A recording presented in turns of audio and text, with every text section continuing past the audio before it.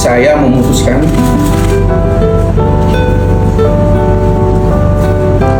untuk mengundurkan diri. Guys, loh. Kok ada yang mundur, guys? Waduh, staf sus presiden, guys, mundur dia. Loh, itu kan Gus Miftah, guys. Duh, kok dia mundur ya? Waduh, kenapa nih? Wah, jangan-jangan mundurnya dia gara-gara video yang kemarin nih, guys, viral. Oh, gara-gara ini ya, tukang es, guys. Waduh. Yuk, kita lihat lagi yuk cuplikannya yuk. Es tehmu jek akeh ra? Masih. Ya kono didol goblok. Oh kon borong ya. Oh kon borong.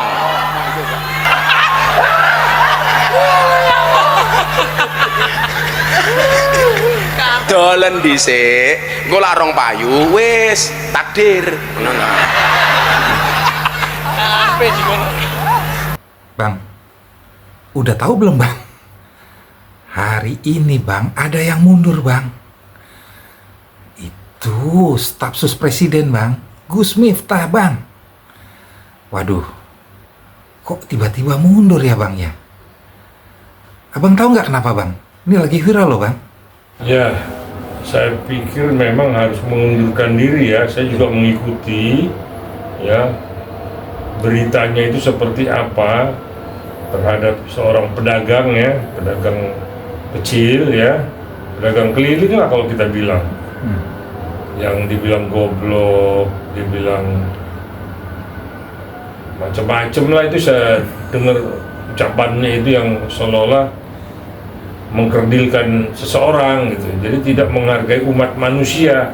Apalagi kan dia utusan dari Bapak Presiden sebagai lintas ya, lintas agama. Jadi kok seorang, boleh kita bilang seorang yang ngerti agama ya, guru agama dan panutan lah kalau saya bilang juga. Tapi kok kemarin itu dia ngomong justru menghina orang kecil. Nah inilah yang memang akhirnya jadi buah bibir dan sampai ke kupingnya Pak Presiden ya, ke Prabowo.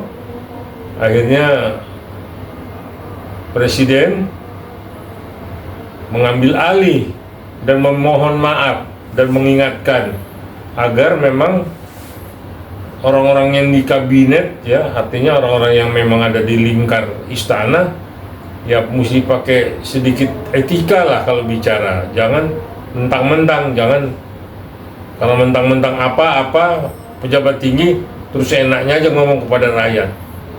Rakyat itu sebenarnya mesti dilindungi ya, dijaga, karena kedaulatan itu ada di tangan rakyat ya, dan kepercayaan itu telah diberikan kepada Pak Prabowo sebagai presiden. Nah itulah yang memang Gus Miftah ini dengan sombongnya, dengan pongahnya mengatakan itu. Bang, sebentar, Bang. Ini ada breaking news nih, Bang. Ini Pak Prabowo nih yang ngomong nih, Bang, langsung, Bang, atas pengunduran dirinya Gus Miftah, Bang. Nah, yuk kita dengerin dulu, Bang, apa kata presiden kita Pak Prabowo, Bang. Ya, Tanggapan Bapak tadi, saya sendiri belum lihat langsung, tapi di laporan beliau sudah mengundurkan diri.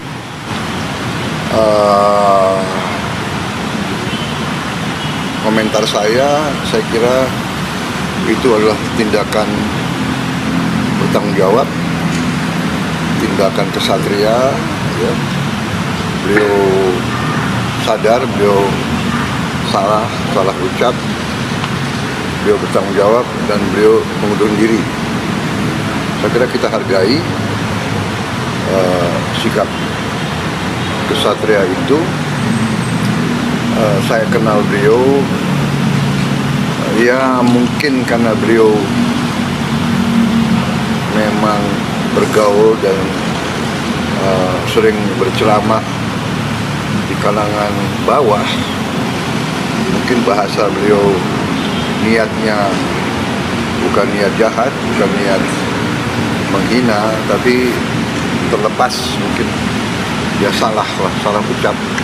Beliau sadar beliau salah, beliau bertanggung jawab, beliau mengundurkan diri.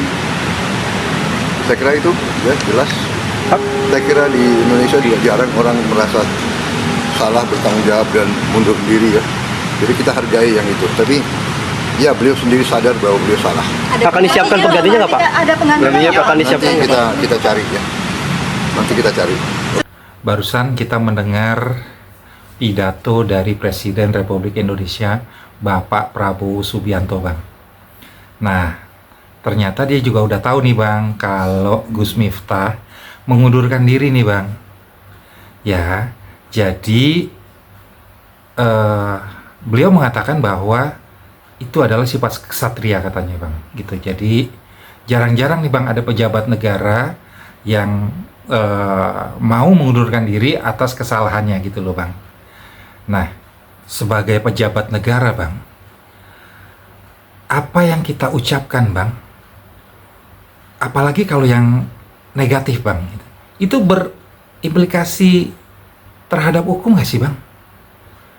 Resikonya seperti apa nih, Bang? Ya, memang berimplikasi yang cukup dahsyat ya. Artinya itu pengaruhnya besar sekali karena kedudukannya, apalagi dia kan ada di lingkar istana. Nah, begitu dia ngomong tidak ada santunnya, tidak ada etikanya, saya pikir secara hukum itu bisa aja dituntut ya. Tapi kan ini enggak, artinya kita lihat si pedagang itu juga ya merasa sedih lah ya, tapi dia pun nggak ngerti apa-apa begitu. Dipikir orang besar yang menghina dia, ya udah. Sekalipun Gus Miftah udah datang ya minta maaf kepada si pedagang itu, tetapi ini pelajaran untuk yang lain. Nah, kalau dia mengundurkan diri, saya pikir itu lebih tepat ketimbang nanti disuruh mundur. Ya udah, lebih bagus ngajukan permohonan mundur. Dan saya ikuti hari ini Gus Miftah udah mengundurkan diri dari utusan presiden. Kita nih udah sama-sama lihat nih, Bang, video cuplikan dari pengajian Gus Miftah nih, Bang, di Yogyakarta ya kalau nggak salah ya, Bang ya. Itu kalau menurut saya, Bang, itu ya, itu kan cuma slip of the tongue gitu loh, Bang. Keserimpet lidah gitu loh. Maksudnya bercanda gitu loh, Bang. Tapi kok jadi ramenya luar biasa, Bang. Terus banyak tekanan untuk Gus Miftah supaya mundur nih, Bang. Ya, gimana nih, Bang, menurut Abang? Ya, bercanda kan juga semua ada batasannya ya. Tidak bercanda atau slip of the tongue sampai menghina seseorang ya. Apalagi orang ini memang pedagang minuman ya, yang tiap pagi pakai gerobaknya tuh dorong ke sana, dorong ke sini hanya untuk mencari mencari nafkah lah kalau saya bilang. Nah, kan Pak Prabowo juga sampai bilang itu jangan sampai seperti itu, dia itu nyari makan itu dari keringatnya ya, dari capeknya dia mendorong dari pagi sampai sore, berapa lagi dia dapat, paling hanya untuk bisa lepas makan dengan anak dan keluarganya. Nah, beda dengan Gus Miftah kan, mungkin uangnya banyak entah apa ya, dengan arogannya ya, entah bercanda, tapi saya pikir bukan bercanda, itu serius dia ngomong. Nah, saya pikir ya udah bagus mundur lah. Nah, mudah-mudahan yang lain tidak ada yang seperti itu lagi. Artinya jangan mengikuti gayanya si Gus Miftah. Ini ada dua sisi loh. Kalau pejabat yang lain kan mungkin tidak menyangkut, tidak tersentuh dengan agama. Ini sentuhannya dengan agama, ya, dengan ya kita bilang dia sebagai lintas agama lah, yang harus berucap, berkata, berjalan pada etika yang benar-benar ada di garis yang paling kanan ya, Bang? Ya, garis yang kalau kita bilang ya memang mendekat ke surga lah, nggak ngomongin neraka lah, artinya yang baik-baik diomongin gitu. Bukan yang agak ke kiri, yang memang yang mau ke neraka. Nah, jadi saya pikir mudah-mudahan yang lain tidak akan seperti itulah. Artinya kita menjagalah, kita menjaga etika, menjaga juga kita pembantunya siapa, bekerja di mana, untuk siapa. Rakyat ini mesti kita hargai benar-benar, karena memang siapa lagi yang harus melindungi rakyat kalau nggak kita. Nah ini udah nggak melindungi, malah ngomongin saya jidat. Iya, orang pejabat negara itu kan cerminan, panutan bang bagi rakyatnya, bagi masyarakat banyak bang, gitu loh. Jadi harusnya mempunyai code of conduct nih bang, gitu loh. Jadi kode etik, bagaimana cara dia berbicara, bagaimana cara dia berpikir, bagaimana cara dia berbuat, gitu loh bang. Nah, perbuatannya Gus Miftah kemarin nih bang, gitu ya kan, sebenarnya ya kalau menurut saya sih kecil bang, tapi karena viral, karena ucapannya didengar dan dilihat oleh masyarakat banyak gitu loh bang, itu dalam suatu konteks acara pengajian tuh bang, banyak yang nonton tuh. Udah jutaan orang ini, udah kemana-mana ini. Makanya kalau dia nggak mundur udah keterlaluan. Makanya baguslah mundur lah, jadi tidak jadi buah bibir. Ya nggak dijaga wibawanya, ya nggak dijaga santunnya. Padahal dia kan keluar masuk istana. Iya, itulah bang. Kok arogan sekali gitu. Karena pressure atau tekanan yang cukup tinggi bang kepada Gus Miftah bang, akhirnya Gus Miftah mengundurkan diri nih bang. Atau mungkin juga ada pressure dari Pak Presiden kita bang, Bapak Prabowo Subianto bang. Enggak lah, nggak ditekan sama Pak Presiden, nggak ditekan dia, memang dia harus tahu diri lah. Untung dia tahu diri.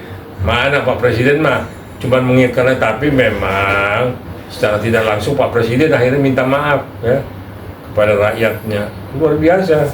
Kalau kita lihat Presiden ini benar-benar dia untuk rakyat, dan dia bagaimana bisa memang Indonesia ini keluar dari garis kemiskinan. Saya pikir itu. Jadi apapun akan diperbuat oleh Presiden untuk perbaikan nasib rakyat. Dengan adanya peristiwa ini nih bang, ya masih ada sisi positifnya lah. Ya, jadi seorang pejabat negara tuh harus wise, seorang pejabat negara harus bisa menjaga etikanya. Tapi di sisi lain nih bang, ternyata bagi penjual es yang kebanjiran rejeki nih bang, gara-gara Gus Miftah juga bang, gara-gara perkataan yang itu tuh bang, gitu ya, dia jadi dapat rejeki yang banyak nih bang. Satu, minumannya diborong bang sama Gus Miftah. Terus yang kedua bang, banyak donatur-donatur yang bersimpati nih bang kepada Bapak Sun Haji namanya gitu ya. Bapak Sun Haji ini pedagang es teh bang, dia mendapat uang 300 juta, 100 juta, ada yang 50 juta, ada juga mengumrohkan nih bang. Waduh, jadi kaya raya nih bang, Pak Sun Haji nih bang. Nah itulah bang, ada sisi positifnya bang. Iya, saya pikir itu kan secara kebetulan aja ya. Akhirnya gara-gara ulahnya Gus Miftah, orang-orang yang berduit merasa terpanggil lah, merasa simpatik lah ya. Mungkin mengumrohkan, memberikan bantuan apa segala macam. Tetapi bukan berarti semua akan dibegitukan, tidak. Ya kebetulan aja beberapa donatur, beberapa orang itu terpanggil untuk membantu si tukang es teh dorong itu. Nah jadi ya kita terima kasih juga kepada Gus Miftah ya.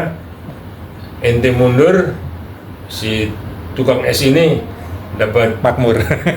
ya dapat berkah lah kalau kita bilang. Yeah. Gara-gara ucapan Gus Miftah. Dari Gus Miftah kita belajar menjadi kesatria bang, ya kan, mundur dengan terhormat bang, meskipun itu slip of the tongue bang, menurut saya gitu ya kan. Nah, apa nih pesan-pesan moral, apa nih edukasi secara hukumnya nih bang, gitu ya, buat masyarakat Indonesia nih bang, agar peristiwa ini menjadi pengalaman yang sangat berarti bang buat kehidupan kita ke depan nih bang. Kita berharap memang supaya kita lebih santun ya kepada ada orang yang di bawah, karena ada yang lebih susah dari kita. maka itu kita ayomi, ya. Negara kita ini kan negara hukum, semua berlandasan hukum, ya. Jadi Pak Presiden juga selalu mencanangkan penegakan hukum yang tajam ke atas dan tidak tajam ke bawah. Jadi tidak tajam ke bawah, tumpul ke atas. Nah, inilah yang selalu disampaikan pada Pak Presiden dalam rangka pemberantasan korupsi, pemberantasan narkoba, peningkatan daya tahan pangannya rakyat, ya. Ini korupsi ini dikejar kemana-mana nih, ya. Makanya kita sepakat dan ingin sekali legislatif di Senayan itu yang baru-baru ini, yang baru-baru pada duduk ini, bagaimana memang merubah undang-undang tipikor, ya, dengan hukumannya seberat-beratnya, kalau perlu hukuman mati bagi para koruptor, ya, dan merampas aset para koruptor, ya, supaya memang negara ini. Tadi pagi saya masih dengar Pak Prabowo masih bilang Indonesia ini negara kaya ini, cuman mengelolanya seperti apa, jangan ini dirampok oleh raja-raja kecil. Nah, itulah yang kita selalu berdoa untuk kepemimpinan Pak Prabowo itu tetap Pak Prabowo ini konsisten. Saya pikir itu intinya. SandiMediaDPR.com melaporkan dari Jakarta.